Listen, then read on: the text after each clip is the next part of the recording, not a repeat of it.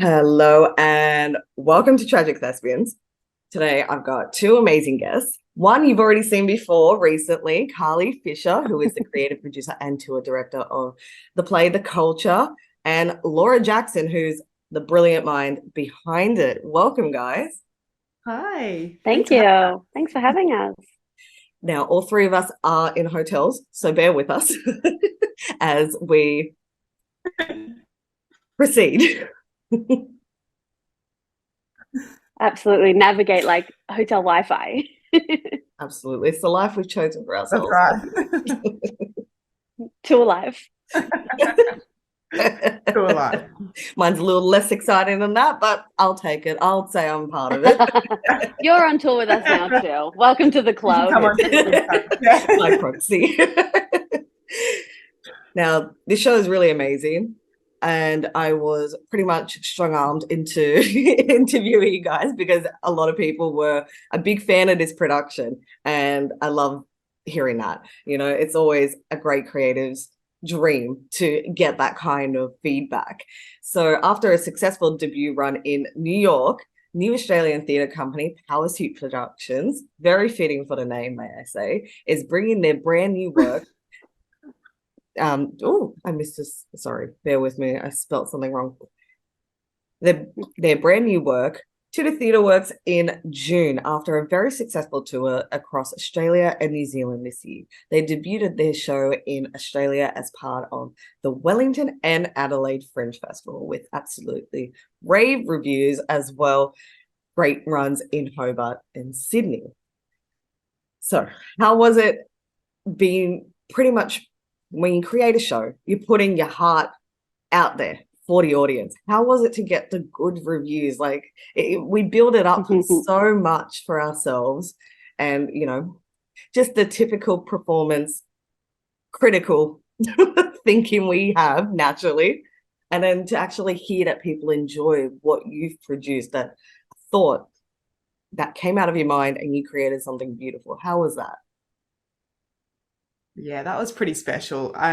We got a really great review in New York, and then we got a couple sort of back to back in Wellington, and then that's when it started to really feel like, oh, this is starting to be received positively by multiple sources. So it wasn't just this kind of, we were getting that validation, which was really, really special. And then each time when a review comes out, because I'm the writer as well, I feel like there's this kind of little, the little English student in year 12, you're studying text. I feel like that little girl in me got this like pride that I was a playwright being kind of critically acclaimed in the same way, which was sweet. I mean, that's not the first time I've had reviews, but this is the first time that we did a production in this at this scale, which was, yeah, really, really special. And, as we've gone into each city, we've had, yeah, really positive reviews. And then every now and then we have ones that are a bit more mixed, or we have one that has a criticism, or we have one that they just didn't like it. And actually that's been really, yeah, it's been quite a journey and quite an experience to kind of realize that you need to know who your audience is, and our audience loves it. And sometimes someone who isn't our audience doesn't love it. And that's actually okay too. But yeah, I think as well we've awesome. discussed. Oh, sorry, Laura. Yeah, hotel Wi-Fi. I think as well that we've had this conversation as well that the show deals with really major themes, and it has very heavy thematic concerns. It's held with a very light touch. It is actually, we say that it's a dramedy because there is so much comedy in it, particularly in the comedic timing of it. But the themes are very heavy. It does cover domestic violence and female inequality and eating disorders and partner abuse and whatnot. And so I actually feel that having mixed reviews tells us that the job is being done well. If everyone was having the same conversation, then there's no need for this story. And that's very much a part of the way we need to and it's not just reviews, it's audience interpretation as well. This shouldn't be comfortable for everyone. This shouldn't be something easy. Otherwise we're late to the game and we don't need to have this conversation anymore and the world is solved, and that's great. But as artists, the best way forward, we feel, or for us, we feel our responsibility as artists is to put forward a piece of work in the world that has something to say and that really challenges its audience to consider the causes that it is talking about. And so with that in mind, actually having a mixed response is critical to knowing that we're doing the right thing. If it was all rainbows and, you know, butterflies, well, that's not a story about domestic violence. That's not, we have not done our job right. And so I think actually we're finding that all responses are good responses. And obviously, you know, particularly for Laura as both the actor and the playwright, yeah, when 5 stars come forward, we're celebrating. There's champagne popping. But actually, I'd say, like, in my role in this show, for me, more so than the reviews, I'm a reviewer myself. So reviews are reviews, love them. It's part of what I do. I'm more interested in seeing what the audience is doing. And so when we moved back from New York to home base, the beginning part of the show, especially, the whole show is particularly Australian, and Laura has written it intentionally so. But the beginning part of the show really hones in on that Aussie content. And coming home and having people laugh their way through that beginning part, we were like, hell yeah, we've done it. Like, that was, I think, in my role in this show, that was the biggest validation, more so than the 5 stars, was going, whew, they get it. They're here for us. So. Yeah, it was really nice to come home, even because we did Wellington before Australia, but the New Zealand audience just had so much similarity with us that they were right with us the whole way. And then when we finally we did Adelaide, Hobart, and then we finally got to bring it to Sydney, which is our most recent season, and the team is from Sydney, and that was a really exciting homecoming because we had our networks, but we also just had a Sydney audience. The play's set in Sydney, and they really enjoyed it. And I think Melbourne is going to love it too, because it's just got that. It's, you know, 2 best friends. They're very kind of.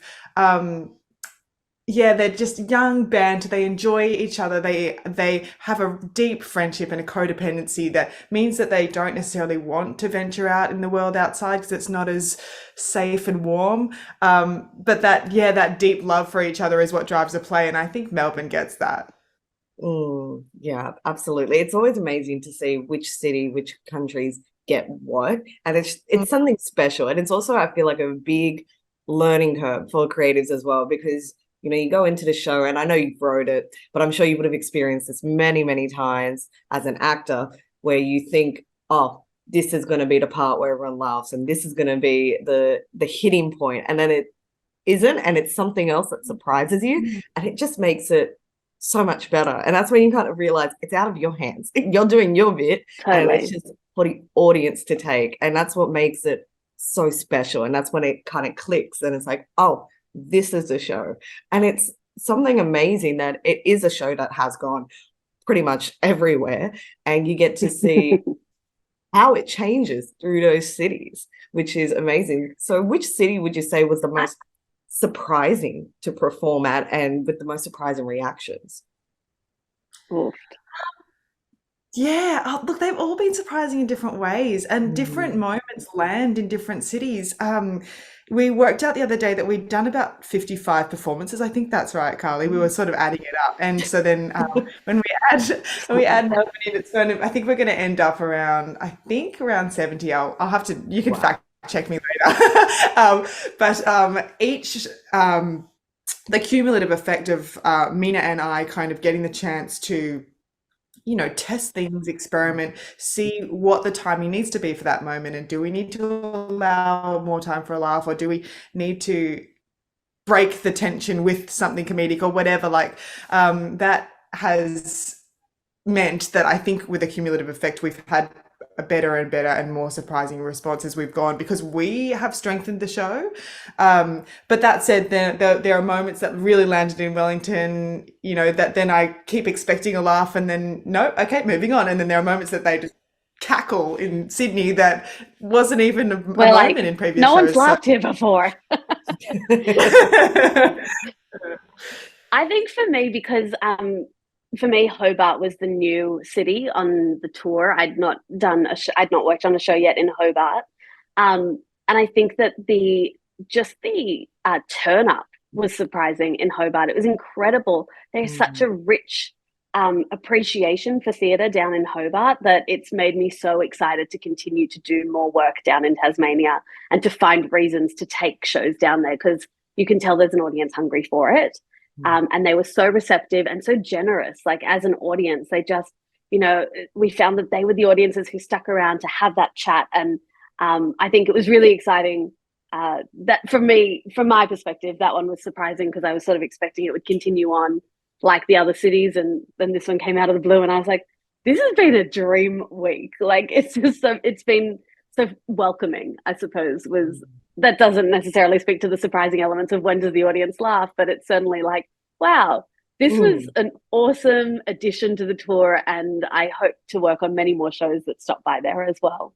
Not to mention the Peacock Theatre is gorgeous. Oh my gosh, it was so beautiful. Like, seriously, a dream week. Wow. It was so nice. We need to go back. Yes. But I think that what's been amazing about this show, having, you know, Melbourne will now be our sixth city, and Laura and I are the two who have been to all six cities. And so I hope, Laura, you'll agree with this. But I think you often hear of shows talking about the universality of their themes and how important it is to recognize that, you know, these big, heavy conversation topics are relevant everywhere. And I think what I have enjoyed about working on this production and respect so much, and what Laura has done with it, as far as where it's toured, is we're sort of she's putting her money where her mouth is on that, and saying, yeah, these are universal themes. So much so we need to take it to a more universal audience. And of course, I say universal, and it has been Aussie focused, but we have been to New Zealand, we have been to New York. The show, we have a lot of conversations about where else it could go. And, you know, we are really trying to push the idea of the universality of these themes as far as we can, and have those conversations in as many places as we can. To go back to my point before, because we've had these conversations about how important it is to use art to have big conversations. And I think one of our very early marketing lines, Laura, I don't know if we still use it, was like that we invite you into the lounge room of these two best friends, but more importantly, into a very big conversation. And that's, you know, it might have started as a marketing line, but it's very much been the driving focus of how we've approached each city. Even how we end the show, there's not been a single performance of this show where Laura hasn't finished by inviting the audience to stick around and have a chat after. Instead of just, you know, lapping up the bows, it's, by the way, Laura has arranged that we are supporting a charity in every city that we go to. So we speak about the charity, we speak about the importance of it, and then there is an invitation directly to meet us straight after the show and continue the conversation. So I think that as an artist who has the opportunity to work on a number of shows, what has kept me on this show and what continues to be exciting is that there is that actual commitment to not just talking the talk, but really walking the walk. And that's been, from my perspective, what's been great about working on the culture and working with Powersuit in particular. It's been exciting to, and it's awesome to see the audience's responses again in that way. And it's surprising to see the, you know, reaction and the take up on that offer too. And I don't think we've ever just gotten to close up and walk out the theatre yet, have we? No, we're always there for a long time after chatting. I love that part, the post-show foyer chats. That part is really kind of heartening, and sometimes it can be quite a vulnerable moment, because people can approach me and say that the content of the story hit them really closely, and that, you know, I told their story, things like that. And sometimes people disclose abuse to me, and that is, you know, it has its own challenges, but it's also very I feel very honored that people feel like they can speak about it based on the show as what got them to that conversation. But then also, I just, you know, it's really just special and exciting to hear people going, oh, that was great, I loved it, and, you know, and all that sort of, you know, the people who enjoy it, you just kind of go, oh wow, we did something that people have connected with and want to talk about and want to stick around and want to approach us and want to say, this is what I thought. And yeah, that's really, really special. Now, it's amazing what you've said so far. Now, you have written this touching and relevant two-hander play called The Culture, as we've established. Set in Sydney, Australia, the play follows the story of best friends Katie and Will, who are roommates, childhood friends, podcast hosts, and very single. The Culture tackles their search for romantic love and demonstrates that sometimes even those with the strongest convictions can lose themselves easily in complex new relationships. They're two very different experiences as a gay man and a straight white woman take them through falling in love, the complexities of handling domestic violence, as we've established, with a loved one, and ultimately test their friendship. The warmth and intimate banter between two best friends welcome audience into Will and Kate's living room and into an important wider conversation. Oh, it's still there. I love that line. It's so true. So true. It's exactly what we're trying to do. I'm happy to see that it's still there. Absolutely. No, it's beautiful. It's beautiful. It's a beautiful, you need to keep that line in there forever because I feel like it's such an honest sentiment too. Like it really, and I think that what audiences are responding to so well, and what we hope that Melbourne loves as well, is that, you know, we have made our position on this very clear. You walk into the theatre and you are walking into a lounge room. We want it to feel comfortable. Nothing on the set, nothing in the costumes, nothing is to stand out or to challenge you. It is to reflect exactly what you left when you came to the theatre. You should look very similar to your own house. And we want you to come in and we want you to feel safe and we want you to feel like you know these two besties. And you do. You might not know Will and Kate, but you do. You know someone. And I think that that's what works so well about The Culture and what we very much hope Melbourne responds to, as well as the last 5 cities have. Absolutely. That's just what's amazing. Because I feel like this kind of play, and Laura, you got something really, really special, as you've established with the 55 performances, but it's something that I feel like we've all been there. We've all had chats about this that may have been uncomfortable or may have been easy, depending on who you talk to them with, because these are very real things. And it is very interesting when it is put inside plays, because it is very important, because it is weirdly a way to reach out and start the conversation again in a safe environment. Especially, totally, this is what's funny about it, you may not know the person you're sitting next to, but then this opens a conversation and you start talking to strangers about it. And like you said about the foyer conversations, it becomes something real. And I always go back into, not to sound too spiritual, but I always go into energy. And I feel like that theatre really brings this positive energy. And I feel like it's the safest place to an extent, of course. I feel like that's the magic of live. That's why we do live theatre. You know, a few people have made the recommendation that this next look at perhaps being changed into a short series or a mini film or whatnot. And perhaps, Laura, that is where you want to take it. I certainly won't speak to that. But I think that what is, there's something you can't take away from live theatre, and that's what makes what we do particularly special. And it is that energy that you're talking about, and it is not knowing the person next to you, and it is the vulnerability of having to do this 55 times. When you see the show, yeah, we've spoken about the comedy and the laughs, but it's not laughs all the way through. It does take an act to a very deep place. It's a hard show to do because you do switch within 75 minutes from that intense comedy to that intense not comedy. And I think that, you know, you can't replicate that. Sorry, film and TV people, don't hate me, but this is why I particularly focus on stage, because there's nothing as powerful and as raw as live theatre or as live anything. It's the most honest reflection of the world outside. And I love that part. There's no edit. We can't edit. We screw it up. We own that screw up that night. That's all we can do with it. And it's also, Laura, I was gonna... Sorry, you go. You finish what you're going to say. You go.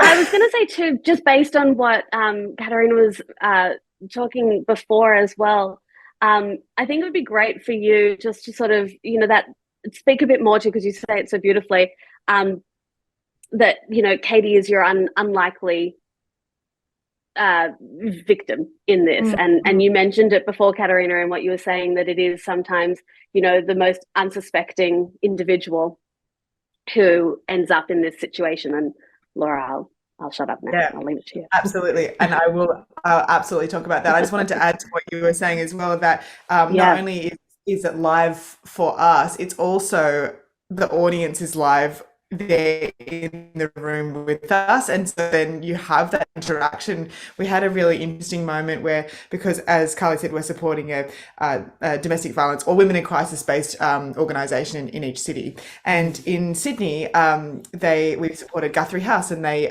which is a organisation supporting women and women with babies actually coming out of incarceration, and there's a lot of crossover with women in those situations and domestic violence. Long story short, they brought a number of their residents along to the show, which was really amazing. And they sent me this beautiful email afterwards because they were so invested. And, they were kind of speaking out loud and, kind of gasping and, and they sent me this beautiful email afterwards to say that a lot of them had never been to a theatre show before. And so, their interactions were just so beautifully live. They were there, we were people in the room experiencing this live event together. And they sort of said to me how powerful it was an experience for them to get to go to something like that. So that was great. And the immediacy of those responses. Yeah, that's right. That sometimes that, people in the audience, not necessarily just that group, other people in the audience, would say out loud, "Oh, no way," or would gasp or would say, "Go girl," would kind of actually put these sort of sentiments out loud that then become part of the atmosphere and part of the play, which is really interesting. So, Melbourne, feel free to heckle us if you want to. Yeah. Do you remember, Laura? I think it was in New York. I can't even remember anymore. There's one audience, and obviously, I don't want to give anything away about the show, but in any play, you can expect that tables turn throughout and different people hold power at different times. And certainly the culture is not different in that respect. And I remember at one point in one of the moments of one character, sort of going after their retribution or refinding their power or whatever, this guy screaming at the top of his lungs, like, "Get it!" It was just like, and I was like, yeah, go for it. And it's exciting in that respect because you're like, oh my God, people are so invested. They think that they're watching TV, and that's great. We'll take it. That's right. But actually, it's a two-way relationship. When someone in the audience comes with that energy, then we naturally respond. And, so yeah, it is, that's the power. And you elevate as well. Yeah. Yeah, exactly.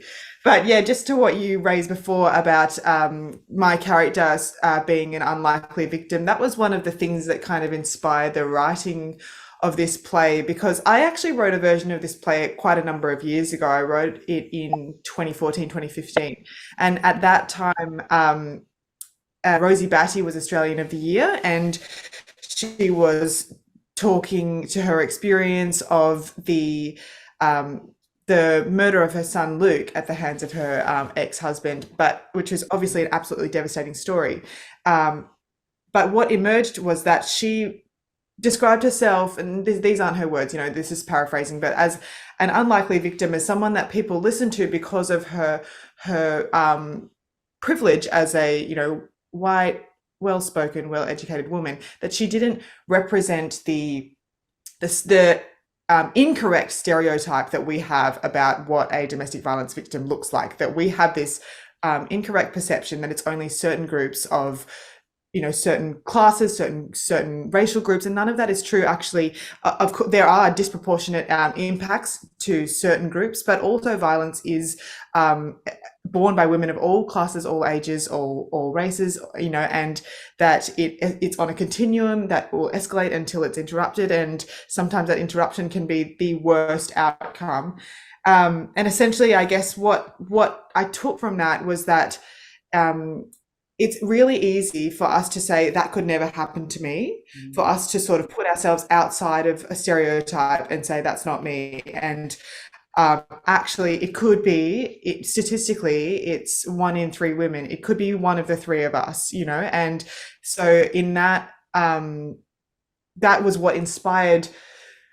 I wanted the depiction of Katie, and again, because I play her as the actor as well, to not kind of appear as solely a victim, that she's got so much strength at the start, and that at the end she's been through something tough, but she still is who she is. And she has to navigate that feeling that what was always this beautiful equal friendship with Will, that at some point he starts to look at her with this lens of, she's a victim and she's been through something and she has to find herself again as how can they still have the dynamic that they used to have even though she's processing some trauma. Wow. Yeah, so yeah, that was probably a long convoluted, but no. yes, But what's amazing about that is that I feel like, I'm very privileged to have the opportunity to see a lot of theatre, and certainly we all engage with a lot of content and whatnot. And I do think that disproportionately there is this misrepresentation of women, of what a female victim looks like, and of any sort of circumstance. In this instance, it's abuse, but it could be of anything.